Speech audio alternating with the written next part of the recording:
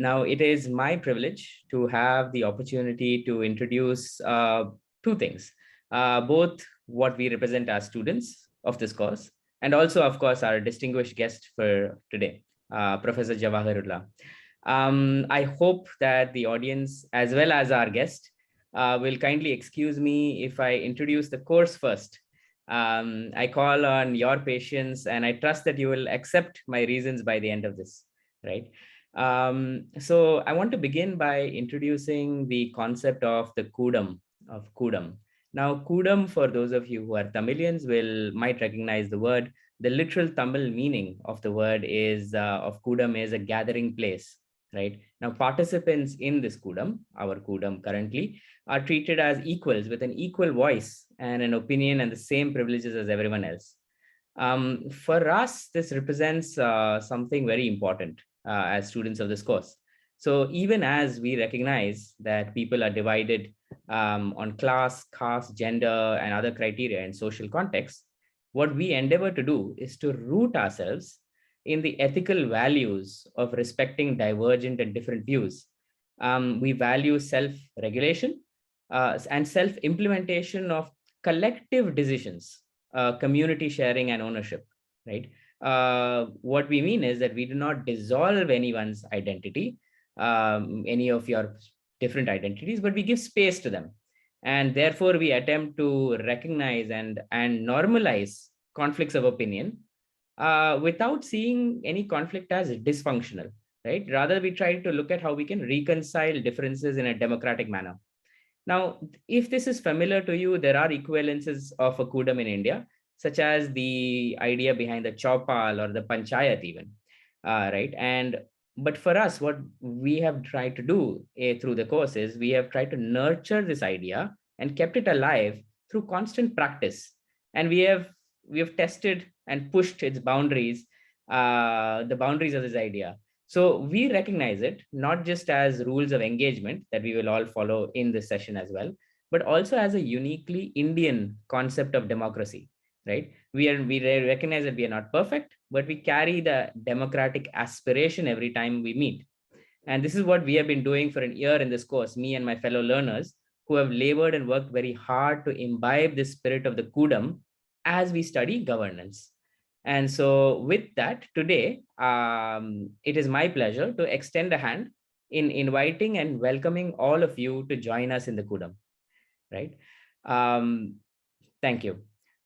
With that, I come to an introduction of our distinguished guest, who's the sitting MLA of the Tamil Nadu Assembly and a professor, Professor Jawahirullah. I freely admit that I was quite nervous when I chose to make this introduction, because it is quite easy for me, I feel, to rattle off our guest's accomplishments. He represents the good citizens of the Papanasam Constituency. Please excuse my mispronunciations, right? I am Tamilian, but I am a different form of Tamilian, so my pronunciations might be quite off. But he represents the good citizens of the Papanasam constituency as the founding member and the leader of the Manithaneya Makkal Katchi party. If I have butchered that, sir, please feel free to correct me later. He has also been a professor for several years at the Islamia College, and he might be wearing his professor cap with us today. However, I am conscious that the idea of a politician in India currently is a pretty loaded one. And so I want to introduce him with my personal connection when I read about the guest, right? So when I read about our guest, I was transported back to a really scarring moment in our country's history, and which I also expect touched everyone in this room, every one of your lives too, in some form or the other. And I'm speaking of the second COVID wave that brutally affected our country, right? In that time, the TMMK, of which Professor Jawahirullah is the founding member, were actively taking part in rescue and relief operations for those who died of COVID in Tamil Nadu. And as a part of this, their volunteers actively involved themselves in burying the bodies. They did this with the utmost dedication, with precautionary measures, giving complete dignity to those who passed. Funeral rites for those of different communities were conducted based on the religious beliefs of their communities. And for me, it is to be there in that struggle with grief that defines humanity so deeply, as much as our hope. Um, when I heard the voices of citizens speaking about how they felt dignified by the work of Professor Jawahirullah and his comrades, this to me, these citizens, the voices of the citizens, casts a truly revealing light on the leader that Mr. Professor Jawahirullah is. It is very clear from the voices of those citizens who felt that sense of dignity at that moment in their grief, that our distinguished guest is amply dignified by these voices, right? And it is this person who represents not just a constituency, but an example of citizenship, which I aspire to, of fraternity, equality, liberty, and I assume all of us also aspire to. This whose status as a professor and MLA, a role model of an Indian citizen in our democracy. It is this person who we have with us today to speak on governance. With that, I thank you so very much for joining us, sir. And I open the floor to you. We will have Professor Jawahirullah's talk, post which we will have a brief Q&A, and later my dear friend Raghu will close the session, and that's how we will follow. Sir, over to you. Thank you once again very much for being with us today. Thank you, Shyam, and very good morning to all the people who have joined Kodam, as Shyam rightly puts it, today morning. Shyam told that there will be a good number of time used for the talk, and we'll have a brief question answer session. I think that it would be better if it is the other way around. A brief talk and then quite a lengthy question answer session. Anyway, let us see what happens. Thanks for the compliments, Shyam. Basically, I was associated with and still with People's Union for Civil Liberties, and Dr. Suresh is known to me for more than almost 3 decades. When he started his practice as a young lawyer in the Madras High Court, along with his wife, Sister Shaila, and others. Basically, you mentioned the name Tamil Nadu Munnetra Kazagham, which is a social organization and advocacy organization in Tamil Nadu. And the credit for forming such an organization also goes to my very dear friend Suresh. The early 90s, you know, the situation in the country was very communal. It was the time when Mr. L.K. Advani took out a Rath Yatra from Ramanathapuram to Ayodhya, and the Babri Masjid demolition and other things. It was at the juncture when we were discussing the situation. Dr. Suresh as well as Sudha Ramalingam who is also associated with PUCL and with whom we had very good relationship. They suggested that the Muslims should come to the democratic sphere, and we will have to fight for our rights in a democratic platform in a constitutional manner. And those inputs helped us in forming this organization, Tamil Nadu Muslim Munnetra Kazagham. There were a lot of political parties representing Muslims, but their work was restricted to just giving statements or being MLAs, etc., etc. But Tamil Nadu Muslim United Kazagham came to the streets, thousands came to the streets demonstrating for the rights of the minority community. Initially, it was formed for struggling for rights of the minority community enshrined in the constitution. Later on, we thought that as Muslims, we cannot live in alignment, severed from other communities. There should be a bridge between the communities.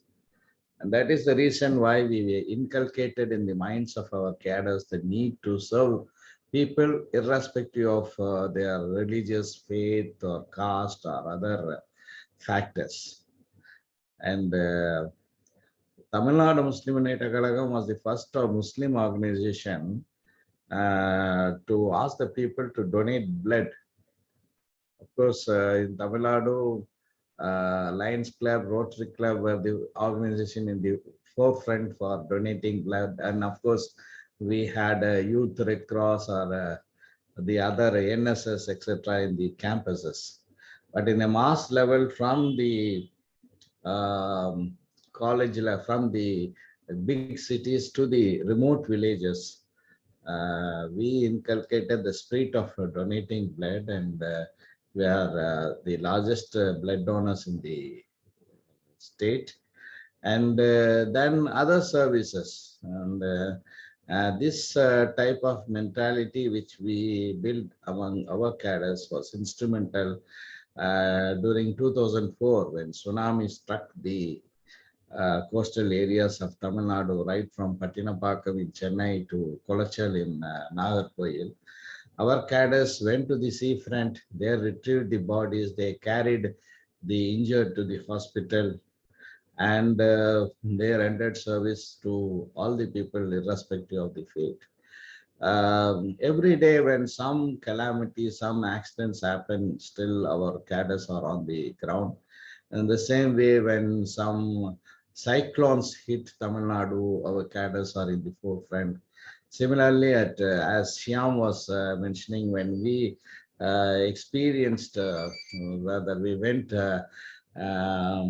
the trauma of the corona pandemic, our cadres, they plunged into the field, and we helped the standard people irrespective of the caste. And then when it came, when the death rate started to increase, we saw a video, news rather, from Pondicherry, wherein the municipal workers were literally throwing a body into a pit, just like they do for animals. Similarly, a doctor in Chennai who had served the people in time of calamities like the flood, he died out of COVID, and his body was taken from one cemetery to another cemetery, and finally they buried the body after a lot of disturbances. So it was at this juncture we decided that we will do this service. And during the pandemic, our cadres buried or cremated nearly about 5,000 bodies, 5,000 people who died of corona, irrespective of their caste, religion, or other factors. Well, just because Shyam started the topic, and I thought I should little bit elaborate on that. And let us come to our topic. Dr. Suresh told me that I should deliberate on the functioning of the state legislature. I'm a second time MLA of the Tamil Nadu Assembly. Earlier, I represented the Ramanathapuram constituency in the 14th Tamil Nadu State Assembly, that was from 2011 to 2016. Then I was not re-elected from Ramanathapuram in spite of my services. Especially, Ramanathapuram is a constituency where every day we face the problem of fishermen.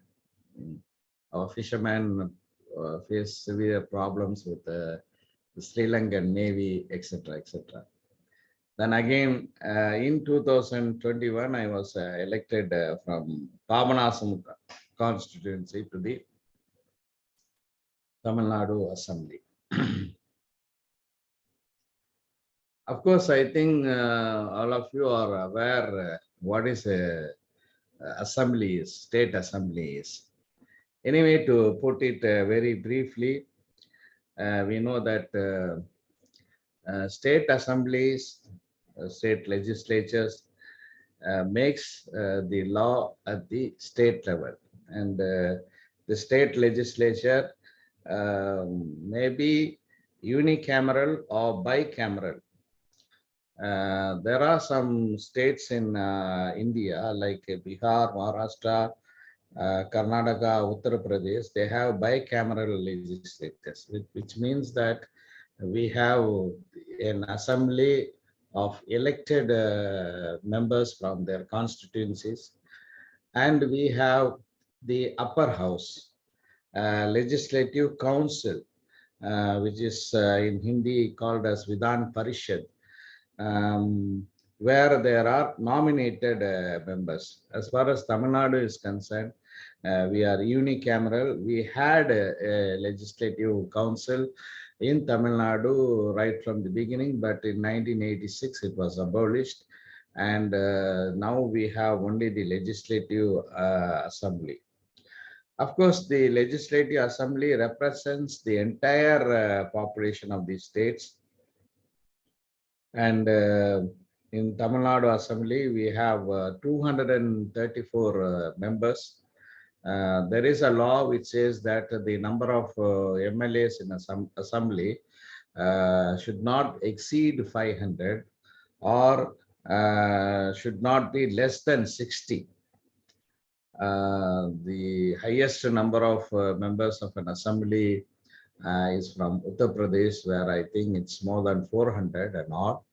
And the lowest member is not number of members in assembly is not 60, but it is less than that, which has been given an exception in the neighboring state, Union Territory of Pondicherry. We have only 30 MLAs in that assembly.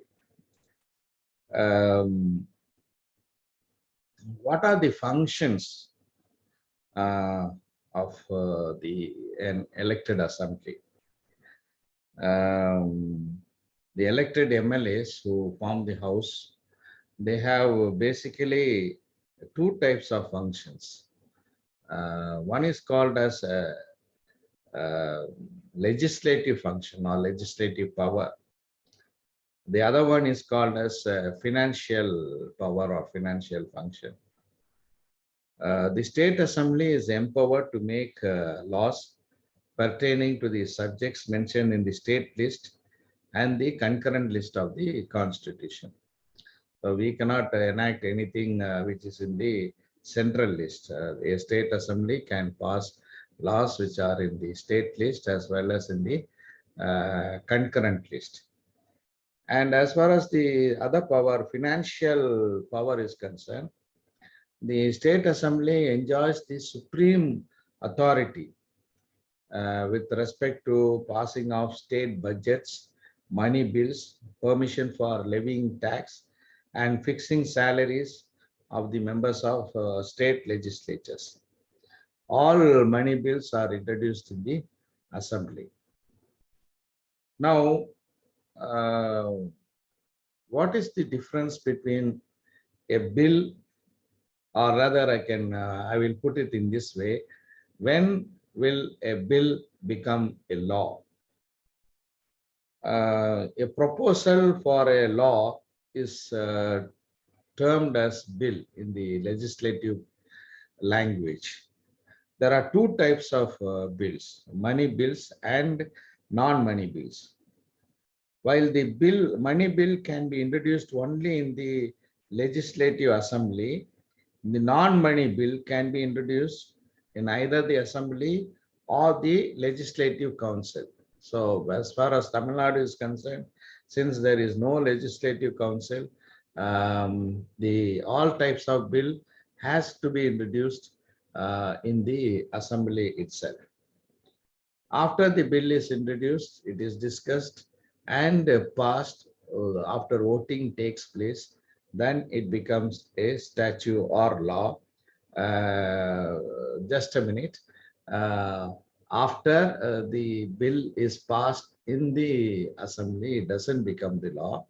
It has to be sent to the governor, and the governor has to give his assent, consent, he has to sign.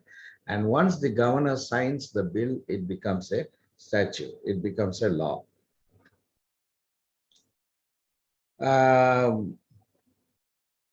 Some more deliberation, some more light I will throw on the powers and functions of the Legislative Assembly.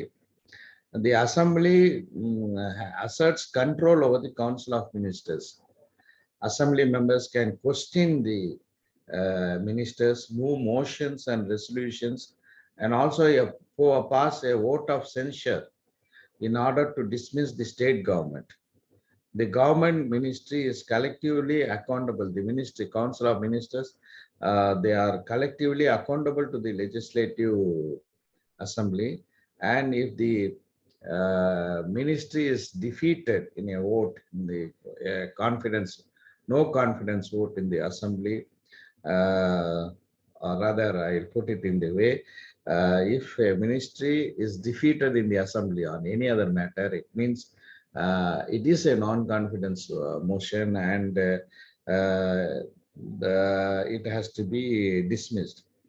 The Assembly controls the state finances. A money bill can emerge from the Assembly and it is considered passed by the Legislative Assembly, and any single piece of the government cannot be spent without the assent of the Assembly.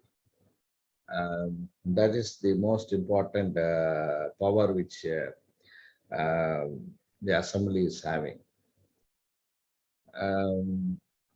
I told you that Assembly can pass law which are in the state subject as well as in the concurrent subject. That, but there is something more also. The Assembly has constituent powers. If you look into Article 368 of the Constitution, certain bills of constitutional amendments after being passed by the Parliament would be referred to the states for the process of ratification. In these cases, the Assembly has a role to play. It should give its judgment by passing a resolution by a simple majority indicating the approval or disapproval of the said bill.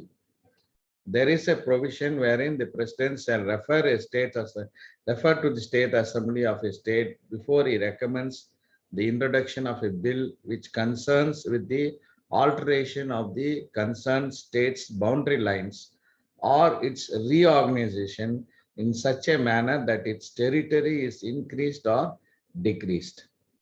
So two things are there. One is under Article 368, when there is a constitutional amendment, that bill, though passed in the Parliament, has to be sent to the State Assembly for ratification. This is one thing. And second thing, when the boundary of the state is going to be reorganized, and if a State Assembly wanted to pass a bill, it has to send to the President. The President has to give his assent. Normally, the governor gives the assent, but in this case, the President should give the assent for introduction of the bill. Then some more powers of the Assembly. It elects its Speaker as well as its Deputy Speaker. It can also remove them by no confidence motion. And we are going to have the presidential election next month. The members of the assembly are also form part of the electoral body. We can vote for the president election and not for the vice president election. Vice president is selected only by the members of parliament, both Lok Sabha as well as Rajya Sabha. And most another important function which the state assembly does is uh, each and every financial functions of the government, state government, it goes for audit by the state controller of accounts, CAG we call, controller and auditor general of Tamil Nadu. And after auditing various expenditures of the government in various departments, he sends a report. And that report will be presented in the assembly. Similarly, we have the Tamil Nadu Public Service Commission, we have the Tamil Nadu Information Commission. These statutory bodies reports are also presented in the assembly. Normally, how many days an assembly should meet? A very important question. The state assembly should meet at least twice a year, and the interval between these two sessions should not be more than 6 months. Now, how this happens, practically what happens, as MLAs will be very happy if the assembly at least meets for 180 days, that is half of the year, 6 months. But the maximum number of days which an assembly convenes is hardly 60 days or at the most 70 days in a year. So normally the assembly starts with in a year. The assembly starts with the governor's address. The governor will be addressing the members of the state legislature. He will be reading out rather his speech, and the speech is prepared by the state government. The cabinet approves the speech, and he simply reads out. And some controversies which erupted recent times in the governor's address in West Bengal as well as the assembly.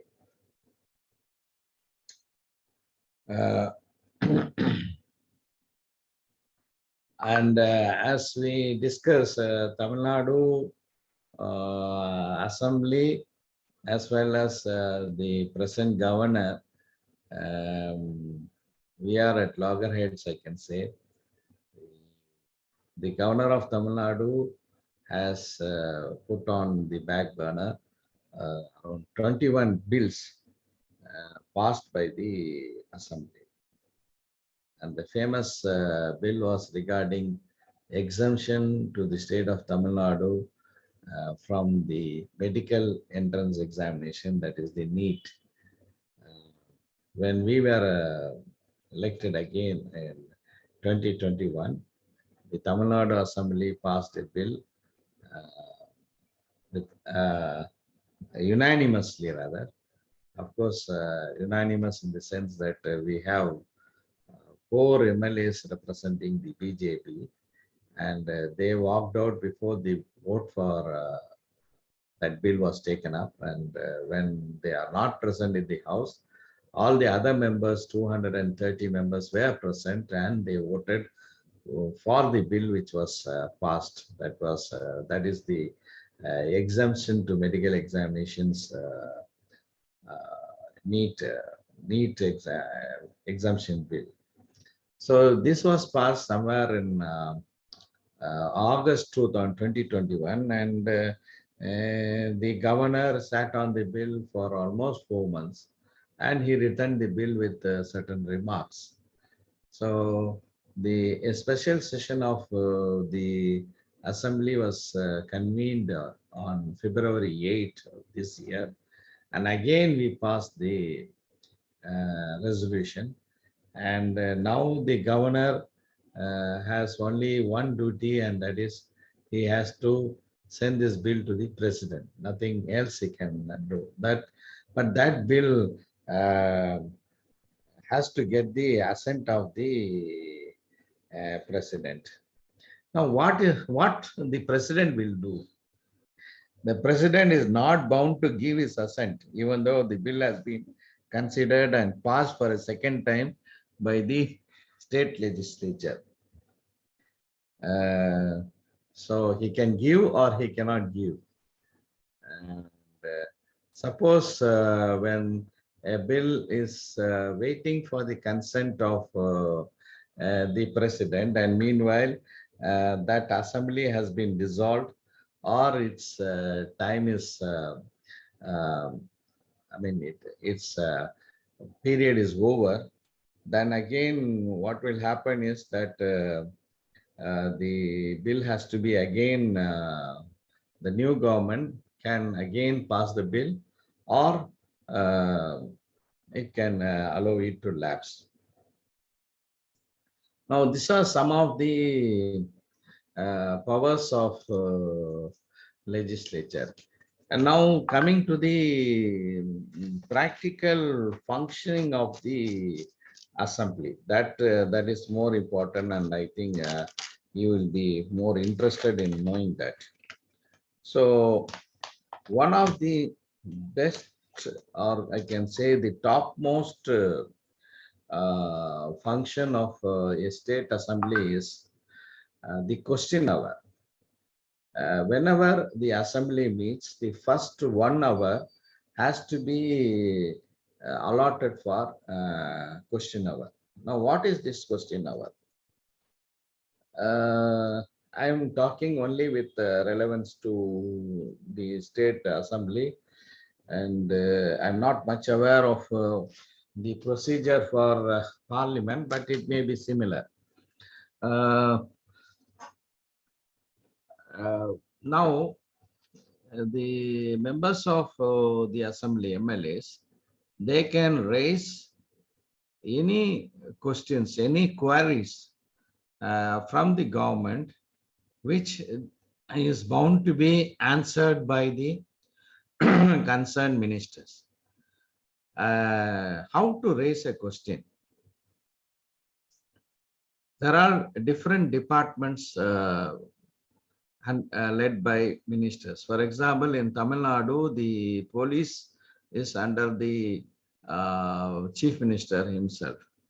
We have the finance minister, we have the public work PWD minister, we have water resources department minister, higher education minister, school education minister, etc., etc. Now, in my constituency, Papanasam constituency, by the way, Papanasam, people from Tamil Nadu, when we say Papanasam, they will think about a good temple town in Tirunelveli district, Papanasam, where there is a fall also. But that is not the Papanasam I am representing. I am representing Papanasam. That Papanasam is also not a constituency. This Papanasam is in Tanjavur district, the granary of Tamil Nadu. So, in my constituency, there is a women police station. The headquarters of the constituency is Papanasam, and according to the customs in Tamil Nadu, every taluk headquarters should have a women police station. Papanasam is also a taluk headquarters. So the police station, women police station, is located in a village which is about 5 kilometers away from Papanasam in Valuthur. So I can put a question, and this question should be addressed to the Honorable Chief Minister, asking him whether the women police station at Valuthur will be shifted to the Taluk headquarters, Papanasam. This is the question. So I have this question, one thing I want to give a clarification. When we are posing the question, the main question, it has to be given in a written form. There is a form for submitting the question. We have to write that form, submit it to the Assembly Secretariat. The Assembly Secretariat, there is a section which deals with the questions. They will process this question. And once I had put this question, it will be sent to the concerned minister's office. And in this connection, it will be sent to the Chief Minister's office. So when that question reaches the Chief Minister's office, they will gather information regarding that, saying that the distance between, the answer may be like this: the distance between Valuthur and Papanasam is only 4-5 kilometers. And of course, Valuthur is a different panchayat, and Papanasam is a town panchayat, whatever it may be. I'm just trying to explain. And therefore, there is no need of shifting that women police station from Valuthur to Papanasam. This may be the answer. Or the answer may be yes, the women's police station will be shifted to Papanasam, or a new women's police station will be functioning from Papanasam very soon. This may be the answer. Whatever it may be, it goes to the CMO's office, and the reply comes to the Assembly Secretariat. That is to the question section. And now, when the Assembly meets, every day I told you the first 1 hour is devoted for question hour. So the Assembly Secretariat maybe around 10 or 15 questions for one day. That will be listed. And when that is listed, it is called as starred question. So one question may be related to the police department, another question may be related to the water resources department, so on and so forth. So by the way, a minister will be allotted only one starred question on a given day. He will not be asked to reply for 2 starred questions. When it is listed, if the previous evening or night, sometime even in the late night, we will get a communication from the Assembly Secretariat. What are the start questions which are going to be taken up the next day? So we will go through that list, and the next day, according to the serial question numbers, this question will be taken up. And for my question, the Honorable CM will come with his reply. Once he gives a reply about that, for example, he says that, yes, in Papanasam, we will be shifting the all-women police station from Valuthur to Papanasam. That may be the answer. Then I will be allowed to ask a sub-question. Another question I can ask. So, but that question should be related only to women police stations and not to other. For example, I cannot ask a sub-question asking the CM whether he will be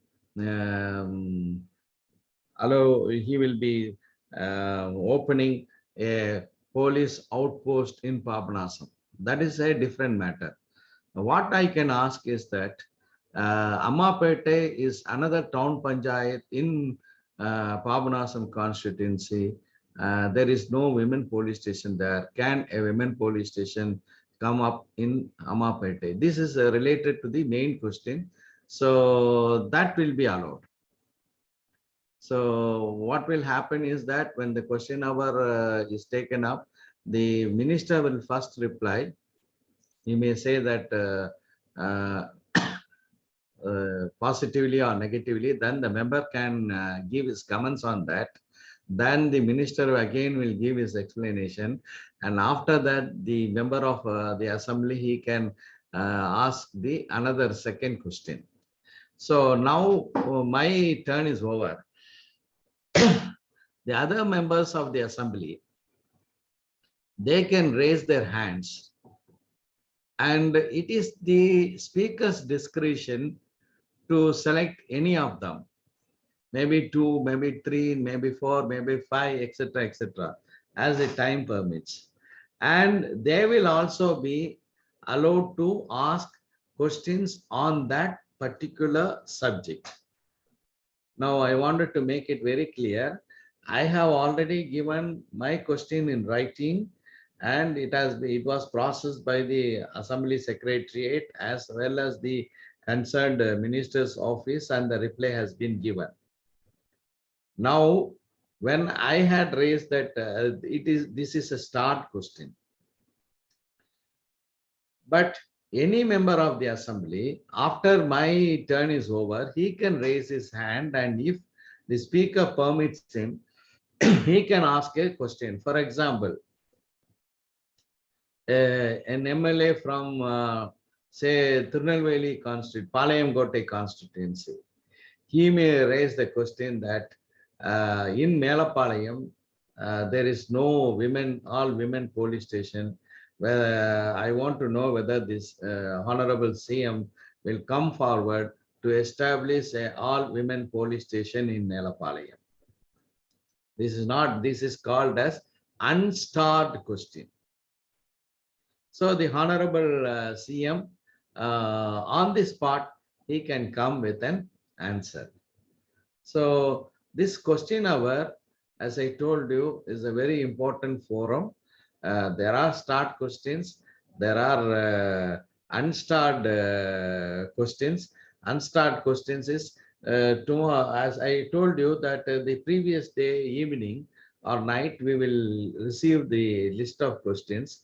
When we will go through that questions, and though our question may not be listed, the start question may not be listed, we can, on the basis of the questions raised, we can also raise question relating to our constituency pertaining to that subject. Now, immediately after the question hour is over, we have what is called as 0 hour. So in that 0 hour, we will raise any important issues which have erupted in the state. For example, take for instance, some sewage workers. This practically happened in Madurai Corporation area. The conservancy workers of some conservancy workers of the Madurai Corporation, they died because of suffocation in the cleaning process. So this was an incident which happened in Madurai yesterday, and today morning the news flashed.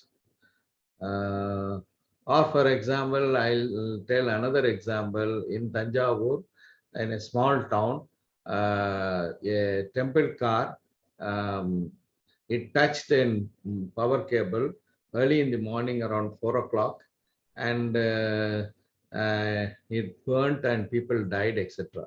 So this incident happened at 4 o'clock, and the assembly normally convenes at 10 o'clock. So on that particular day, what happened was when the assembly convened before the question hour, the Honorable CM himself made a statement that this incident had happened, and we observed 1 minute silence, and he said that he has announced a solatium of so and so many rupees to the affected family, and he is also going straight away to Tanjavur for that visit of that tragic spot.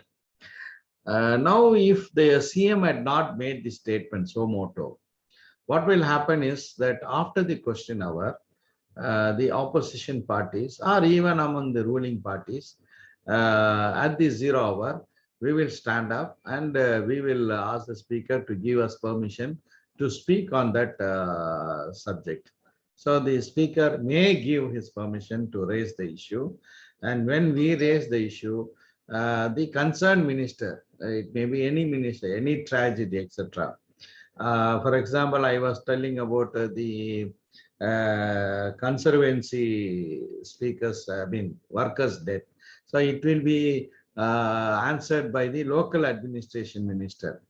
Some incident in some school, then it will be answered by the school education minister. So this 0 hour is something wherein we will raise the issues on the spot, and the speaker may give permission, and if he is not giving permission, then the opposition people parties, they will stage a walkout. They will come out, address the press, saying that they raised this issue.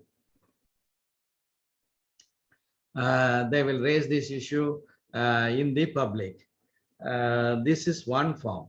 Another one is called as call-in attention motion. In Tamil, we call it as Gavana Irpu Tirmanam under Rule 55 of the State Assembly. This call-in attention motion is something pertaining to very similar to what I described, but the difference is that we will have to give in writing to the speaker that I am going to raise this issue. For example, in my constituency, Papanasam constituency, there is short of fertilizers for the farmers. Farmers are facing problem because there is a shortage of fertilizers. So I can give a call in attention motion to the concerned minister. The concerned minister is the agriculture minister, saying that there is shortage of fertilizer in my constituency, and I am bringing this to the attention of the government. This letter will be given to the assembly speaker or the assembly secretary, and this will be sent to the concerned department. They will get a reply, and after the question hour, it is the discretion of the speaker to take up this call in attention motion. You can either take up, allow me to raise the issue and the speaker to, and the concerned minister to answer it, or he may refuse it. In that case also, I can say that I raised the issue and it is not taken up, so I am walking out. This is another one. There is another type of way in which people's issue can be raised, and that is adjournment motions. Concerning a particular issue which has erupted in the state, when that state legislature is in session, we can give notice under Rule 55 of the State Assembly, asking the speaker to adjourn the House and discuss this particular issue. So that is another form of way in which we can raise people's issues. So once this question hour is over, 0 hour is over, call in attention motion or adjournment motions, all these things are over, then normally when I told you that the assembly, the first session of the assembly in a year will be for the governor's address.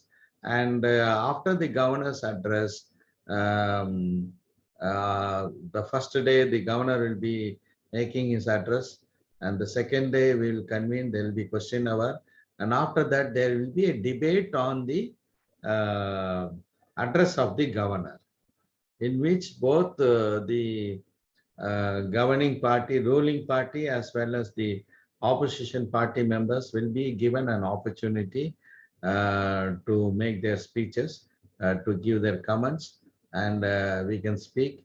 And whenever we speak, if there is any clarification which the concerned minister or the CM thinks has to be made, he can interrupt and he can give his comments, and the member can reply to that. This is the way in which the debate goes. And after the end of all this debate, it will be taken for vote. For example, governor's address means thanksgiving motion to the governor. That will be put on vote. And of course, when there is a ruling party, it has the majority, it will be passed. Now, after the governor's address, we will have a session wherein the finance minister will present his budget.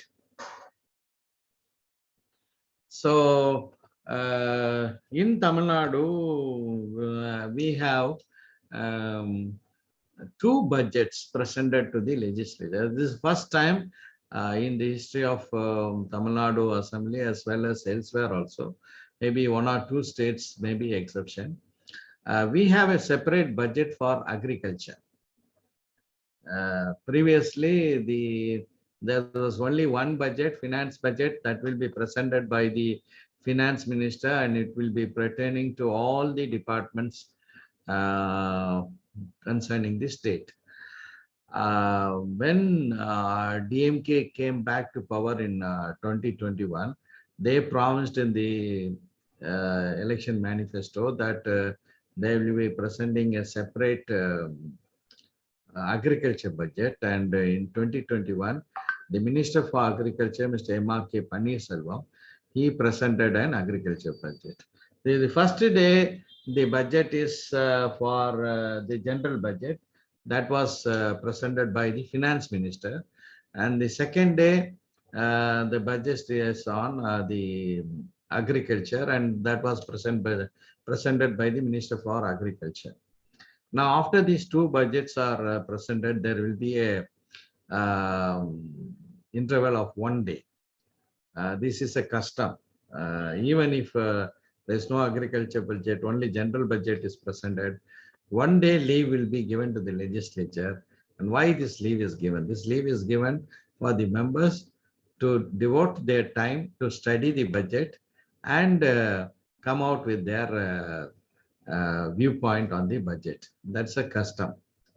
And how many legislators spend their day for that, we all know.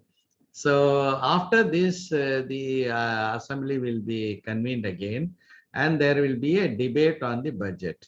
And remember that even when the budget is debated, the first 1 hour of the day will be devoted for question hour, and then the 0 hour, and then this debate on budget will be commencing.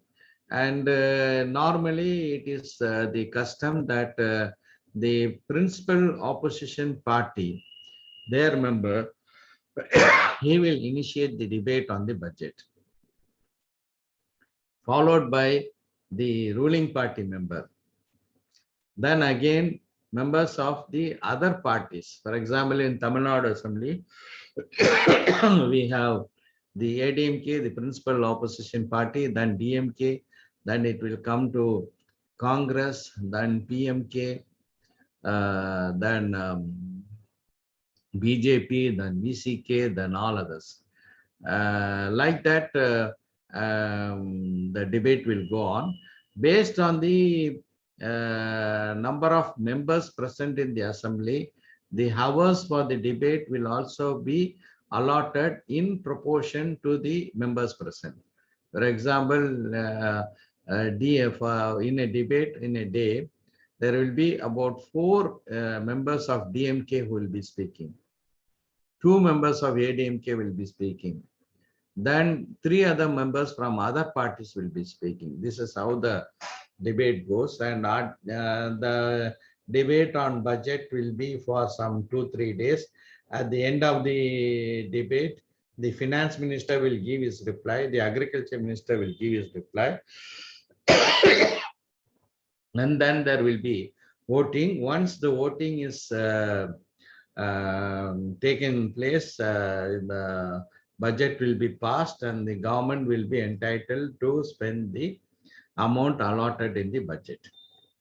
Now, after this budget is presented, there will be a small gap. Sometimes there may not be a gap at all. That will be the session for discussing the demand for grants of several ministries in the government. So that debate will be that is the main session that will go on for maybe 25 days or 30 days also. So every day the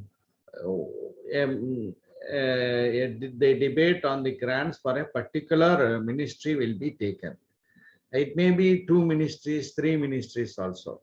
For example, higher education and school education. The debate on the demand for grants of school education ministry as well as higher education department, that will be taken. And before that debate takes place, all the members of legislatures, assembly rather, they will be given a copy of a book which is called as the policy note of that particular department. So we will receive that policy note wherein the functionings of that particular department will be given in a very detailed manner. For example, if we take the school education ministry, they will say how many number of primary schools are there, middle schools are there, high schools are there, higher secondary schools are there, number of teachers who are there, what are the various schemes which this department is implementing. All these things will be in detail.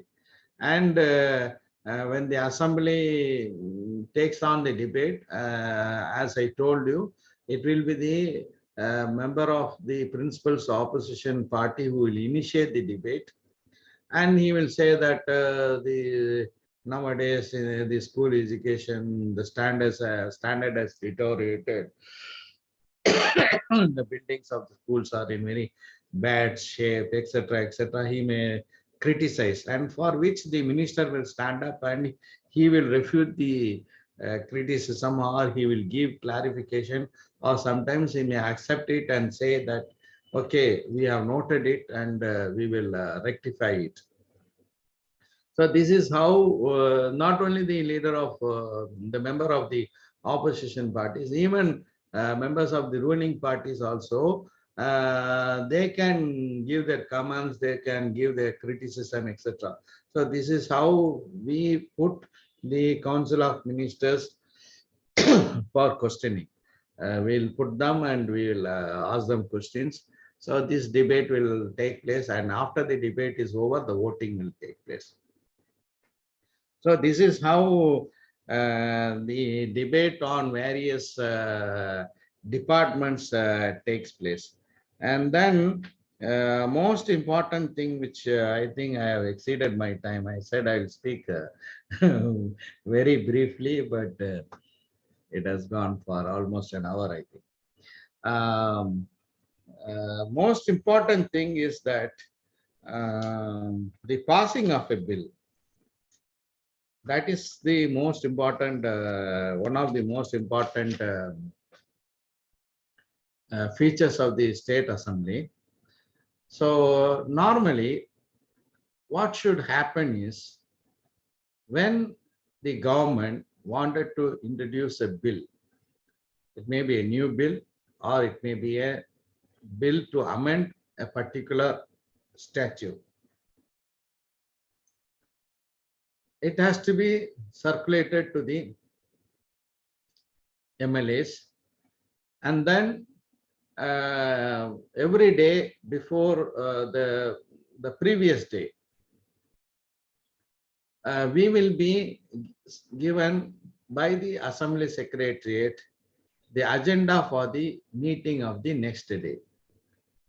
The agenda, as I told you, it will not only relate to what are the questions which are going to be raised in the question hour, but also the proceedings, the agenda for the proceedings of that particular day.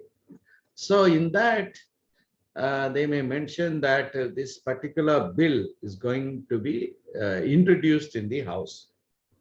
And before that, the proposed bill will be sent to us. Now, in the Assembly, most probably, most often, there may be exemptions.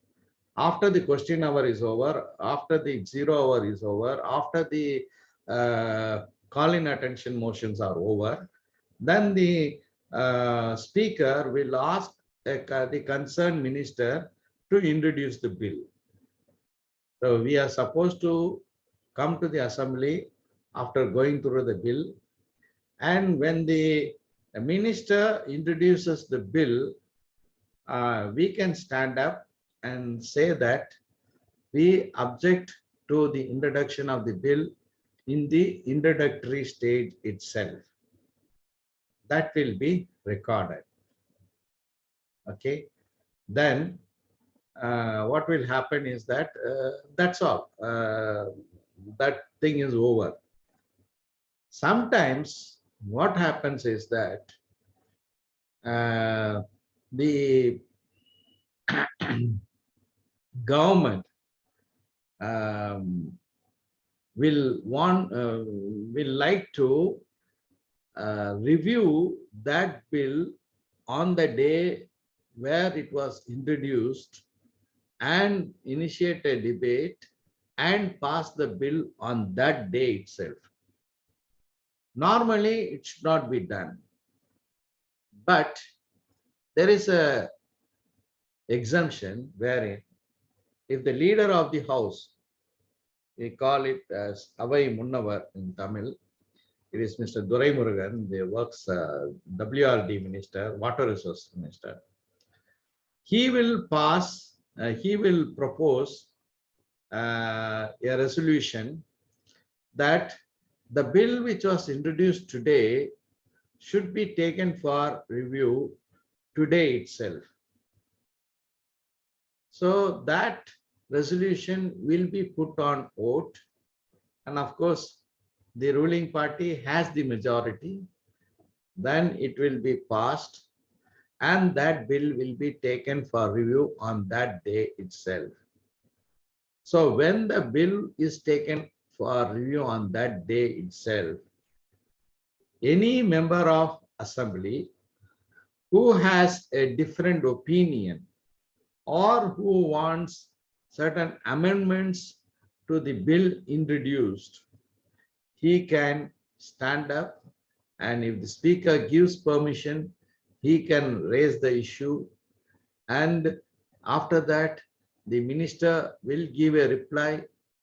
He may accept the amendment which is proposed, or mostly he will not accept that amendment which is proposed, and then that bill will be taken up for voting. The speaker will ask the house whether they are accepting it. The ruling party has the majority, and that bill will be passed on that day itself. What I mean to say is that the most important function of the Assembly is to pass legislation. And you see, this is not the case of Assembly alone. Even in Parliament, which passes the law for the country. Even the case of that bill wherein the State of Jammu Kashmir was divided into three parts. You know how it was passed in Rajya Sabha and Lok Sabha within 24 hours. So when that is the state of the country, why to blame a state legislature which will pass some small modification on the functioning of the state? So this is how the bill is passed. But normally what should happen is, um, before the bill is passed, as I told you, it will be circulated among the members of the assembly. Then the bill will be introduced. When the bill is introduced, we can stand up and say that we are opposing this bill. Then after a gap of, say, 7 days, if the bill is being taken up for consideration, then there is a very important way in which we can raise objections to the bill. And here I wanted to narrate an interesting event which took place when I was MLA in the 14th Assembly. That was between 2011 and 2016. As I told you, being associated with the People's Union for Civil Liberties and having been groomed in the field of human rights,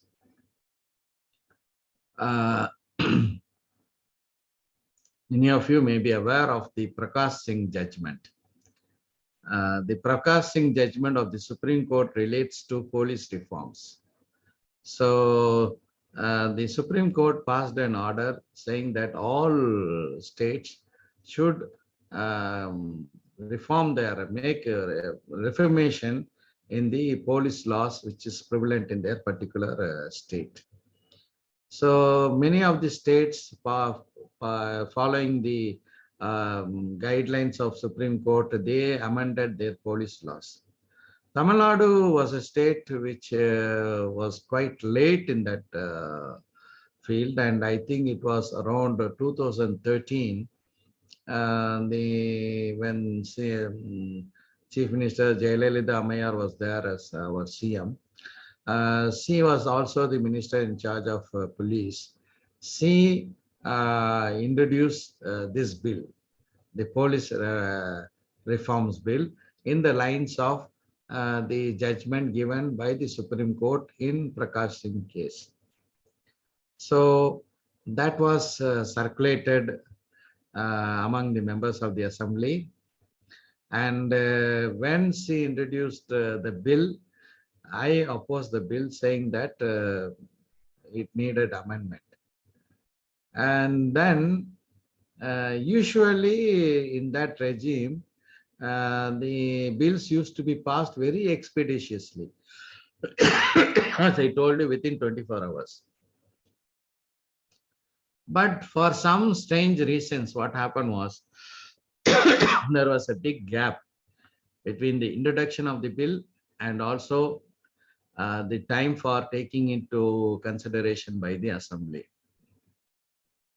Then I discussed this with my friends, especially I want to remember Ossie Fernandez was a very valiant human rights warrior, I can say, who was also very much concerned with these police reforms, as well as Mr. Henry Tiffin of People's Watch, Madurai.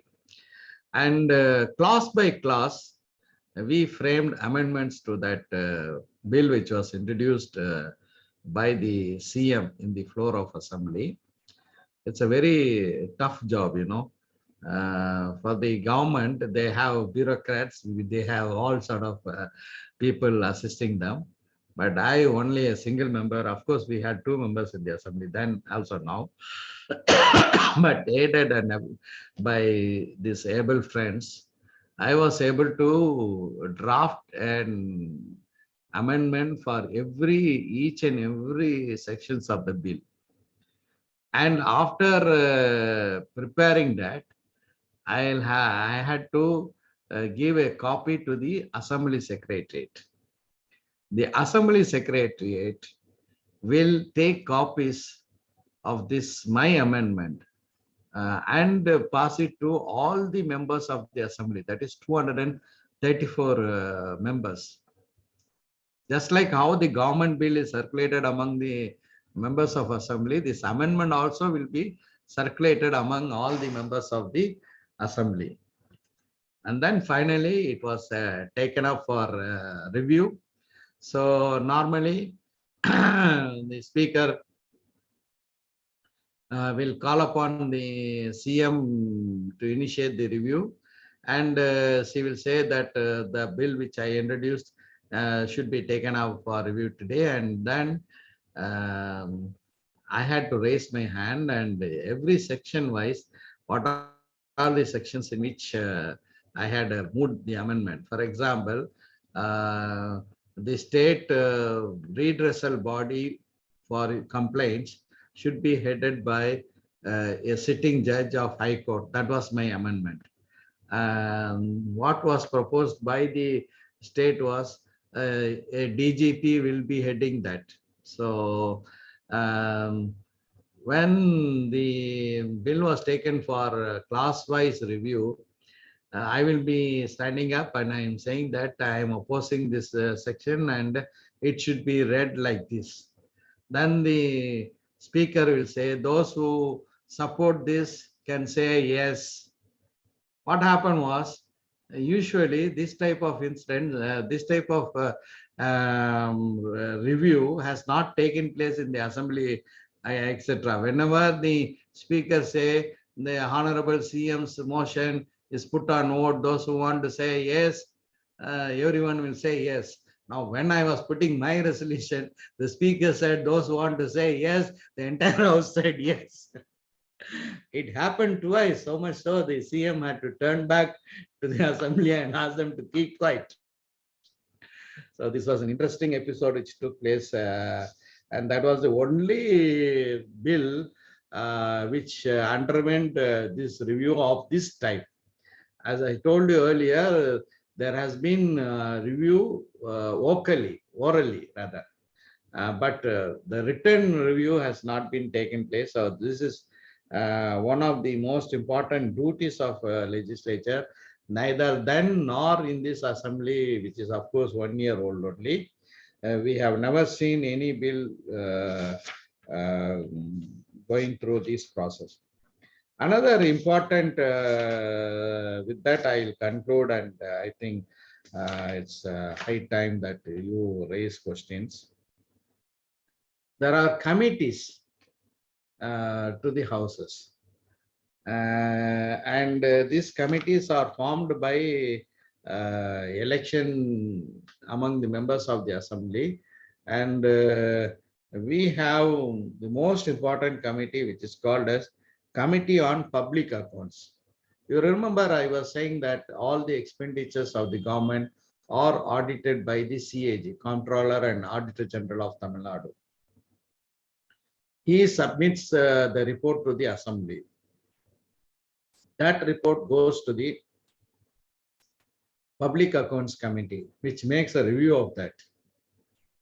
And this committee visits various parts of the state to take a on-hand experience of the report of the Comptroller CAG of CAG's report.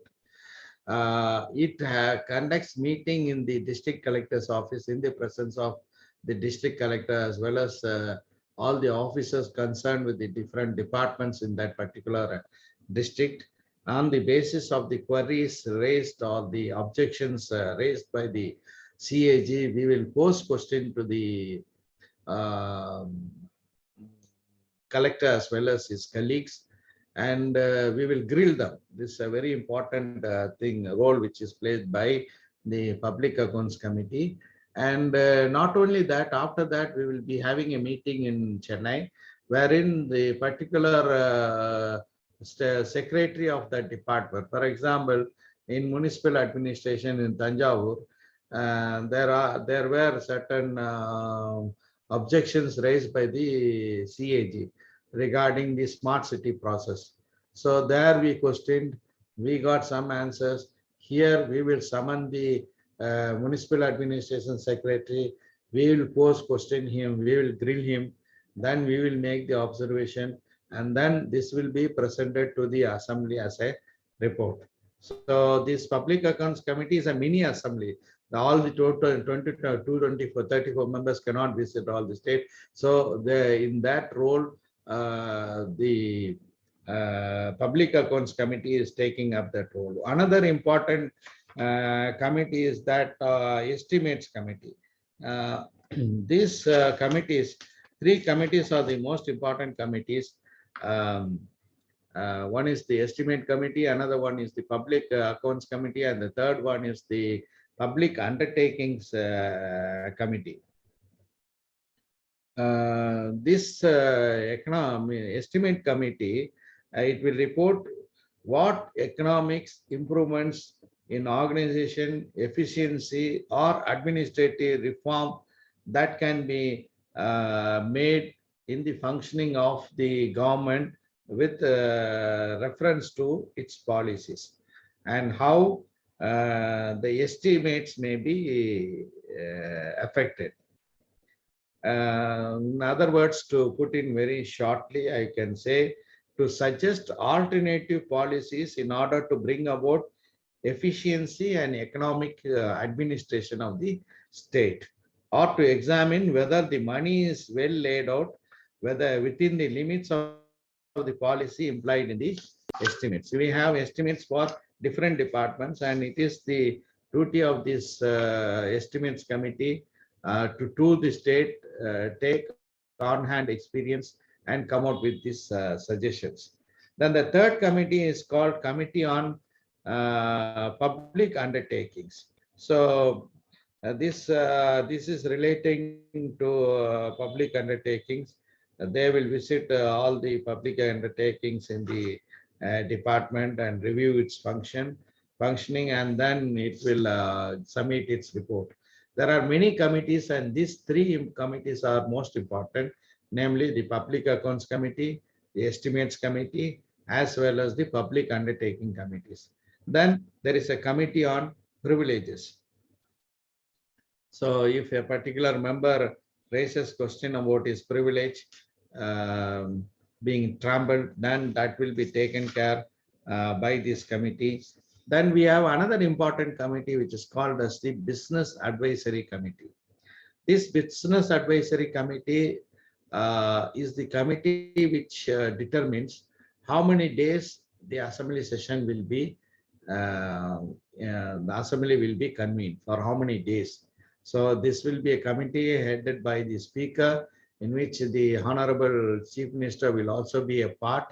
The leader of the opposition will also be there, and they discuss before the convening of a particular session to decide for how many days the assembly will be convened. The agenda, I mean, not the agenda as such, but generally what are the programs. Like that, there are many other committees which are, one more important committee is the petition committee, which goes around the state, collects petitions from the public, and then they will forward it to the concerned department for redressal. So I think that I have not very elaborately mentioned all the functionings of the assembly, but I tried to throw light on my experience of how a state assembly works. And now it is open to you to ask your questions. And I thank Dr. Suresh and the entire team for giving me an opportunity to meet you all today in the Sunday morning to share some of my experience. Thank you. Thank you very much, sir. Speaking for myself, I think I can confidently say that a lot of what you spoke now, going back to my school days, came under the banner of civics, which for me personally was a bit boring. But you have really brought it to life, and clearly from the engagement in the chat, others are quite engaged too. It was really interesting to hear how we have a deliberative active, a deliberative democracy by design and by aspiration, but how it also works in practice. And you've described so many of the processes, which was quite interesting. Sir, I want to take your opinion now. We have had a number of questions posed in the chat already. How would you like to pick up the questions? Would you like to take them in the order? Would you like to invite them to pose it, or in any other form? Would you like to go through them and then see which one you would like to answer first? I'll say as you please. Okay, sure, sir. So then maybe can I invite in chronological order how people pose the questions? Can I invite first, I think, Ratan to pose your question?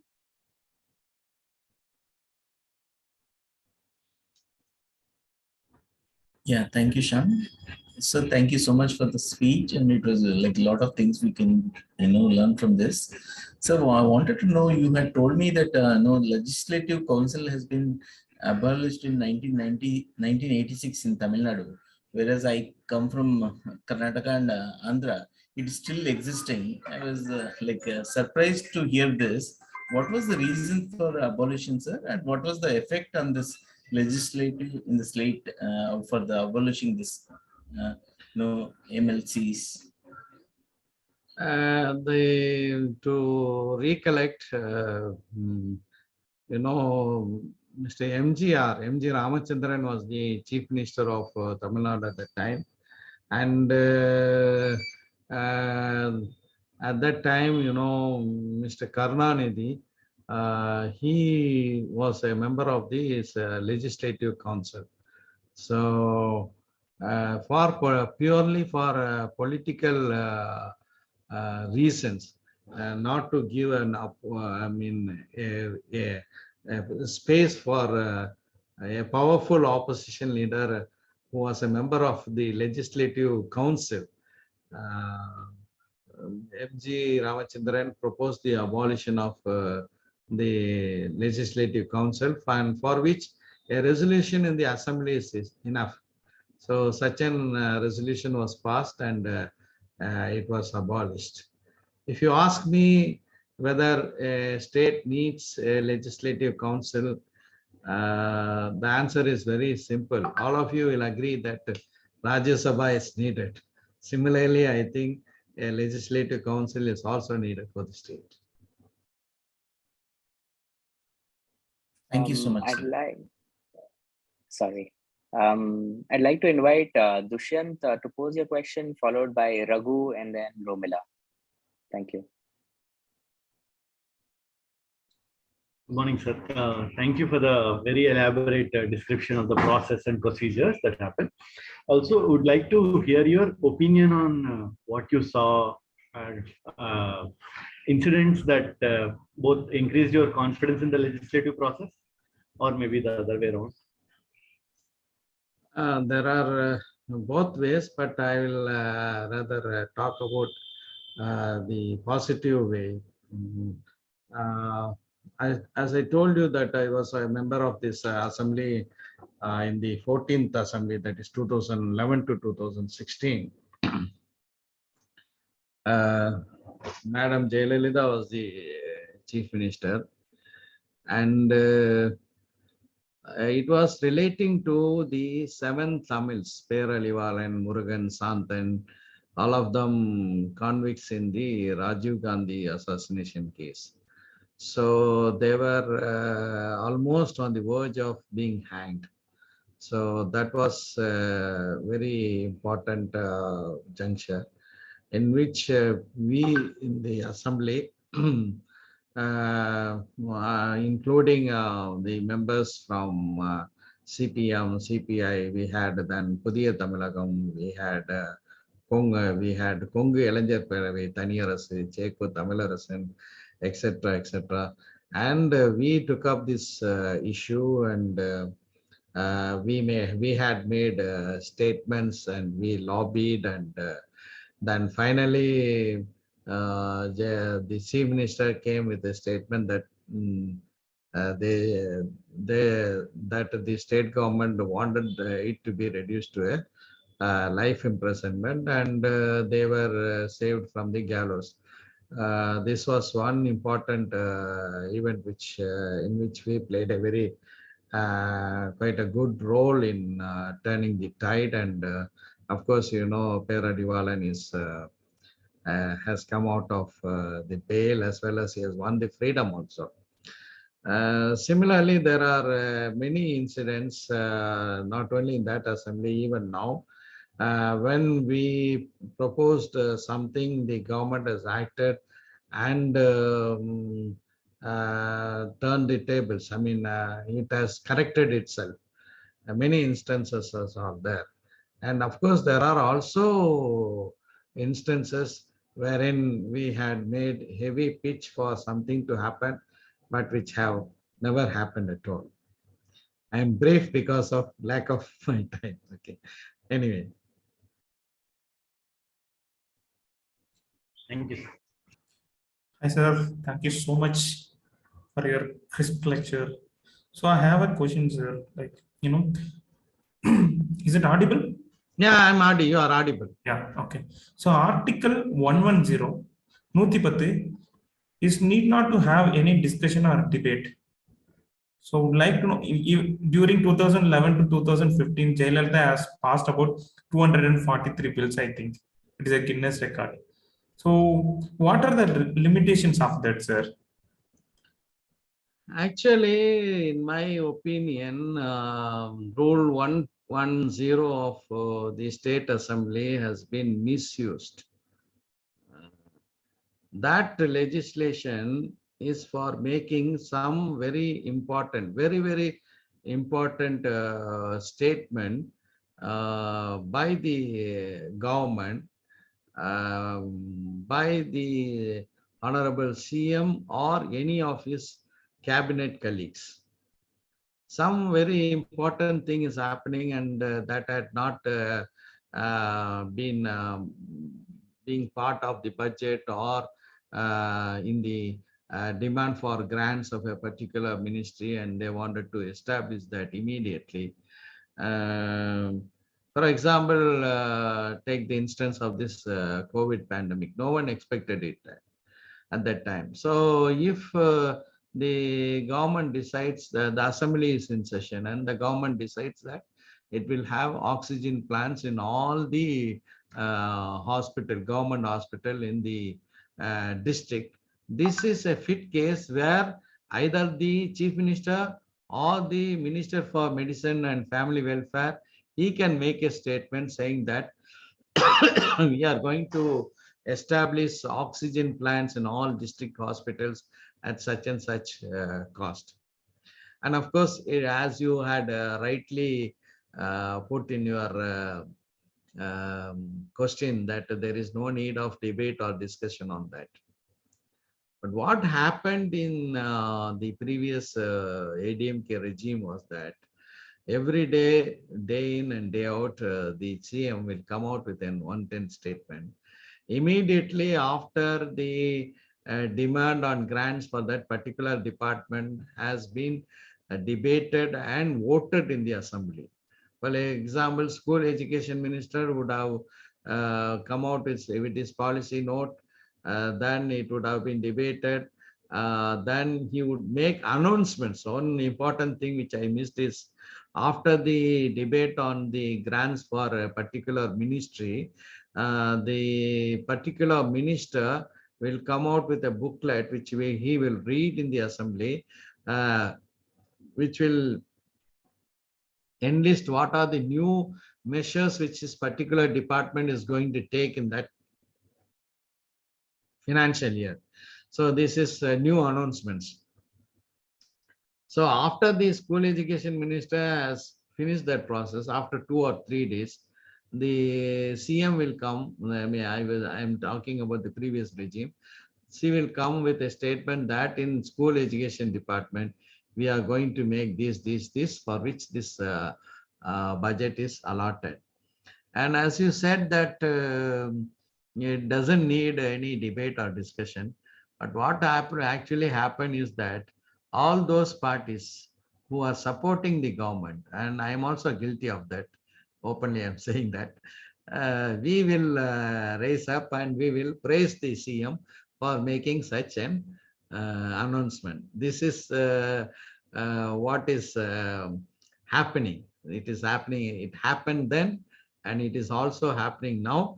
But of course, the happening in this assembly session has reduced to a considerable extent. Thank you, sir. Thank you, sir. Thank you, sir, for the all the detailed, elaborate information you have given on the functioning of State Assembly and other things. My question is regarding as a legislator, is there what kind of relationship do you have with various governing institutions, and do you also play a role in upholding the culture, the ethics, or the values that these governing institutions follow? Just would like to know, how, according to you, how it should ideally be and how is it practically? A very good question. Of course, we are in the assembly. We fought this electoral battle under very dire circumstances, I can say. We became MLAs just to be the voice of the underprivileged sections of the community. And as MLAs, as you had put in your question, there are many sections of the society who do not have any voice at all in the assembly. And every day when the assembly is in session or even otherwise, their representatives, they approach us, they come with petitions, and we take it up seriously, both in the house as well as with the authorities, maybe the ministers, maybe the secretaries to that particular department, etc., etc. One particular incident I want to narrate was, in Tamil Nadu, during DMK regime under Karunanidhi, he gave 3% reservation to Arundhadiyas, who is a part of the SC community. We have 19%, 18% reservation for SCs, out of which 3% was earmarked for Arundhadiyas. There is 1% for STs, that is different. But from the 18%, 3% was earmarked for Arundhadiyas. So some of the, I'm talking it very frankly because this is a very close section. So in the previous assembly, where I was a member, 2 members belonging to the SC community. One was Mr. Cheku Tamilarasan, who is from the Republican Party Gawai group. Now I think it is Prakash Ambedkar's group. The other one was Dr. Krishnasamy of Pudiya Tamilagam. So when the debate on the grants for the we call it as Adi Dravidar Welfare Department, SC department, was taken up, both of them raised this, that this 3% reservation for Arundhadiyas, that has to be abolished. And that has not been, they did not say exactly the word abolished, but the way in which they put was that this 3% reservation for Arundhadiyas should be taken away. So I intervened. As one of the leaders sitting in the front bench, leader of a legislative party, we have the privilege to, any other member also has, but we have more privilege to interpret any particular member speaking on a subject. So I intervened and I told that this 3% reservation for Arundhadiyas is the need of the hour. And it was given in a proper manner. There was a commission headed by Justice M.S. Janathanan, which recommended such reservation. And the Arundhadiyas are low in the pile, and they are losing all their privileges. So this 3% reservation should not be taken away. And then following me, CPM's Bala Bharati from Dindikal was MLA at that time. She also raised objection for the views of Tamilarasan and Krishnasamy. So like that, not only me, but other members, for example, in the present assembly, we have Vel Murugan raising up these type of issues. When the assembly is in session, people come up with so many things relating to their department. We are lending a voice, though they are not present in the assembly, we are raising their voice in various subjects. Just a follow-up, sir, to whatever you have shared. According to you, as a politician, sir, how easy or difficult coming, especially if there are communities who are coming from very underrepresented background, how is it for that individual to, how easy or difficult for that individual to come into politics, and what challenges do you think they'll face? It's a very difficult question to answer. Now the entire scenario of the politics has changed. It's a very difficult. Now everything is, I can't say, I can't say that due to very good performance, due to our good work we did in our constituency, due to many welfare schemes we were able to implement in the constituency, that alone will not guarantee anyone to get re-elected to the assembly. As I was narrating to you my experience as an MLA in Ramanathapuram, and with all modesty, I can say that many leaders of the fishing community, as well as Mr. Vijay Kumar was collector of Ramanathapuram, and rather later on he was secretary for fishing department, fishing animal husbandry department. Then later on, in the last government, he was the CM's personal secretary also. So he did not say this to me, but when some fishermen leaders met him, and he told that I was in the assembly when Jawahirullah spoke about the fishing community, and I have never seen even MLAs from the fishing community speaking so much emotionally and with powerful force on the welfare of the fishermen. But you know, in the Rameshwaram Island, which is part of the Ramanathapuram constituency, my opponent got more votes from me from the fishing folk themselves. So what do you say about that? So all what plays now in the elections is simply money power only. So when that is the dominant factor, it will be very difficult for anyone to get into the legislature unless or otherwise they are they are in the good books of a very big political party which backs them, which thinks that their support is needed for their welfare, and that is the only route in which we can enter into the portals of assembly or parliament. Thank you, sir. Thank you very much, sir. First, I'm just very conscious of your time. I'm not sure how much more time you're able to give us. So I wanted to check with you on that first. Another 5 minutes, because already it is 10:30. I have to go for a meeting. Okay. Sure, absolutely. Then can I just invite maybe one last question? Yes. From Nathan. I apologize, Kumanan, we might not be able to get to your question. I think Nathan, if you would one intervention, brother. That question regarding how bills are passed in a hanging, as I think I have explained how the bills are passed, and he's asking about hanging assembly. When there is a hanging assembly, I don't think any bill can be passed. But I have never experienced such a thing. So hanging assembly, passing a bill is ruled out, and no one will take the no government will have the guts to introduce a bill in a hanging assembly, because if it fails, that it means then the government is out. I will take up the last question, which is very much important.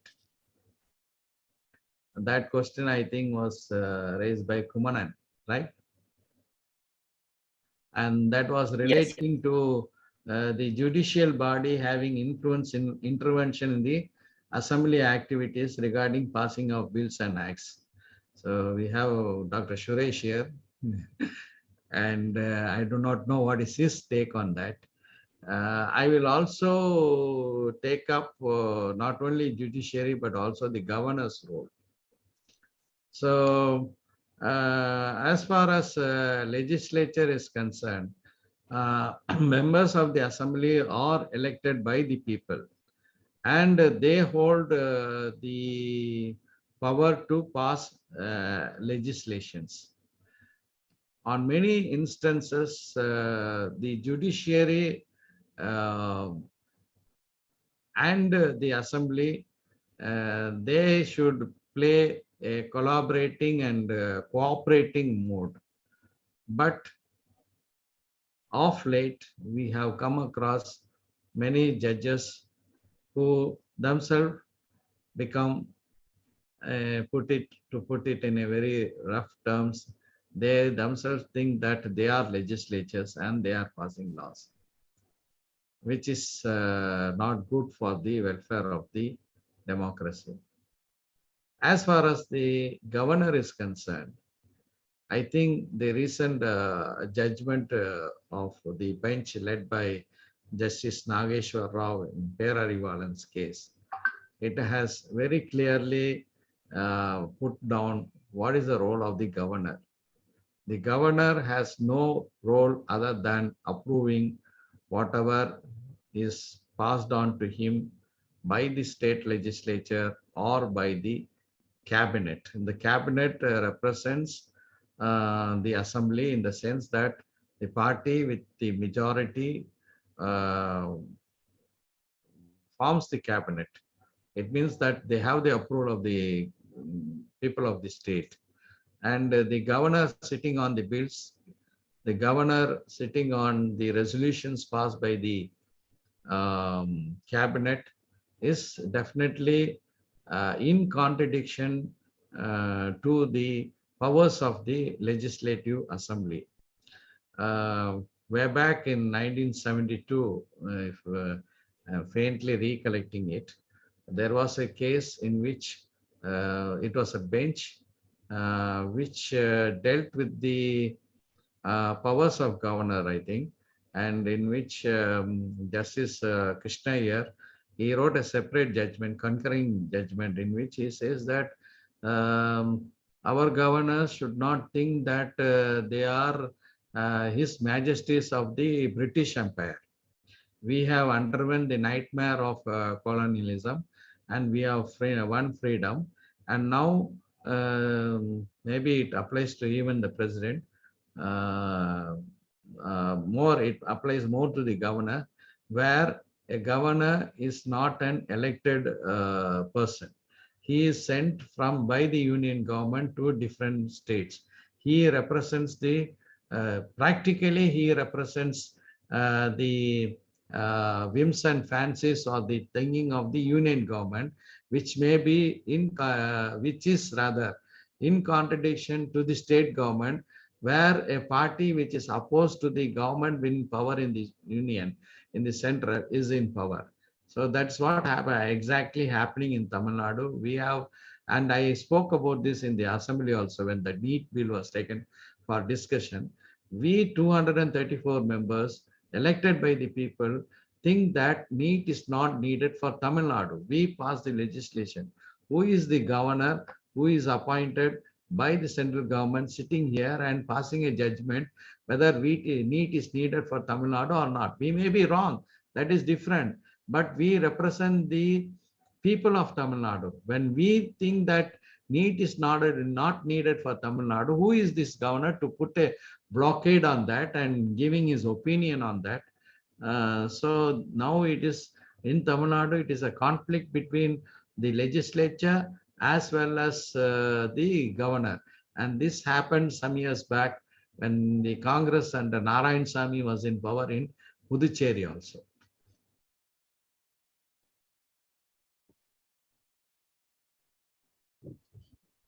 Thank you very much, sir. Suresh, sir, would you like to say something briefly? No, I think we've overshot time, but it was a fascinating lecture by Professor Jawahirullah. In fact, even for me, many things were very new. So thanks, Professor. That was very nice. Thanks for this opportunity for all of you, especially to Dr. Suresh. I realized how much we have lost by not inviting you earlier. Thank you. I agree, sir. I do wish you were there with me in my civics in school as well. If you can just take just 1 minute so that Raghu can be the voice of the Kudam in officially giving you our thanks. Over to you, Raghu, before we close. Thank you so much. Thank you so much.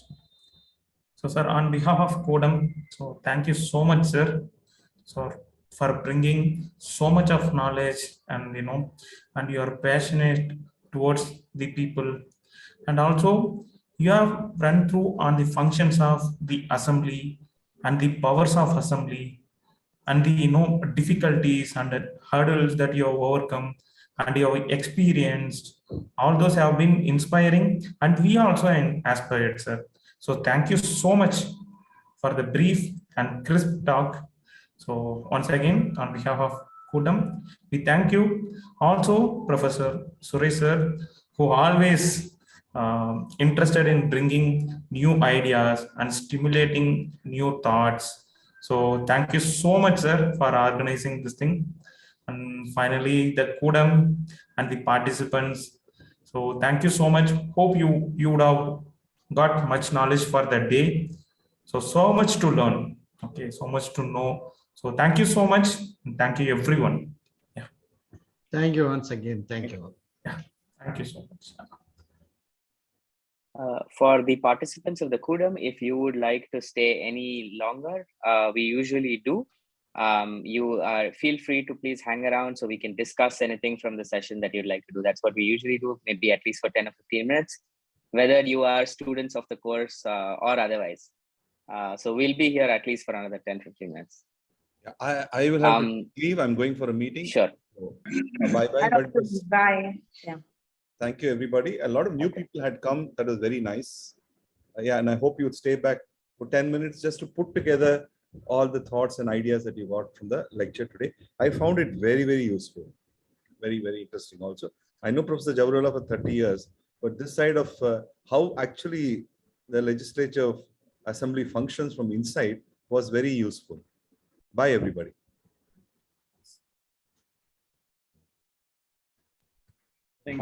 Thank you. If anybody is staying behind, please feel free to come up and share any thoughts about the session. I've been doing most of the talking, but would be really glad to hear any quick. We have two more friends, Kumanan and Shazia. Probably would like Yes. to share first. Thank you, Dushyant.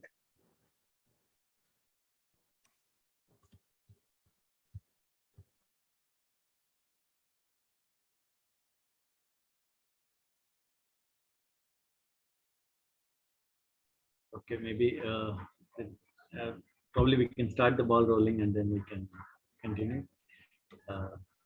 First of all, I think Sham's introduction was awesome, very good. I think he's done a fantastic research about him, and thank you so much, Sham. It was good. Sorry, Dushyant, I interrupted you. You can go ahead, sorry. No problem. I didn't remember that. Good. No, but thank you so much, Sham, and Dushyant also on technical part and introduction part. It was so nice. Okay. Actually. Yeah, it really went well. Yeah. Once again, checking with Shazia or Kumanan if you'd like to say something.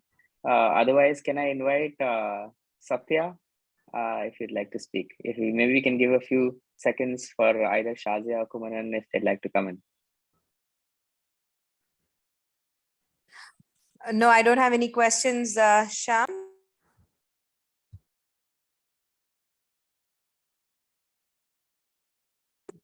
Thanks, Shazia. Any No, comments? I don't have about any the questions, talk? Sham. Thank you so much.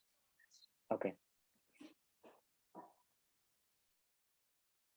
All right. So not just questions, Shazia, it can also be in terms of how you felt, how the whole process, could it be improved in any way, or any specific things you are looking forward to, hopefully your expectations were met.